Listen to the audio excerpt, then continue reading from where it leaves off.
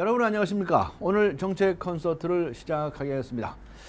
오늘은 저희가 집권을 해서 내각을 구성할 때 보수와 진보적인 인사들을 어떻게 잘 융합할 수 있을 것인가를 생각해 보고자 합니다.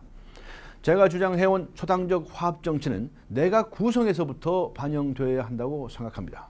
그래서 저는 늘 초당적 내각을 구성하겠다고 말씀드렸습니다. 그것은 곧 정파적인 인사를 배제하고 그리고 융합적인 인물들을 영입하겠다고 하는 것을 말씀드리는 것입니다. 그리고 또 한 가지는 정책의 일관성이 유지되어야 한다고 하는 생각입니다. 더 나아가서 특히 외교, 국방, 안보 이런 문제에 있어서는 정말 정책의 일관성이 어느 정도 있어야 된다고 생각합니다. 그리고 나중에 수정할 것은 점차적으로 수정해 나가는 것이 옳다고 생각합니다. 그래서 저는 현 정부의 어느 정도의 정책의 일관성은 유지하면서 또 변화할 것은 변화해야 한다고 생각하기 때문에 우선 외교 국방장관에 대해서는 유임을 요청할까 합니다.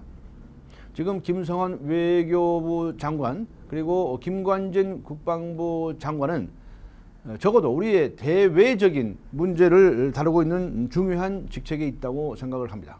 그런데 우리는 늘 정권이 바뀔 때마다 정책이 오락가락했고 장관들이 바뀜에 따라서 널뛰기 정책을 펼쳐왔던 것을 생각해 본다면 일정 부분 정책의 일관성을 위해서 시정이 필요하다고 생각합니다.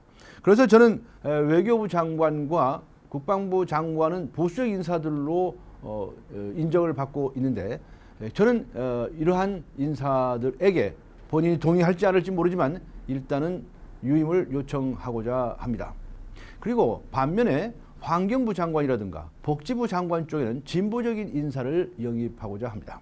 많은 분들이 훌륭하신 분들이 있을 겁니다. 널리 인재를 구하고자 합니다. 이렇게 정책이 바뀔 때 필요한 경우에는 전임 장관들의 유임을 요청할 수도 있다고 생각을 합니다. 특히 정파가 다른 인재들을 영입하는 것은 대단히 중요하다고 생각을 합니다.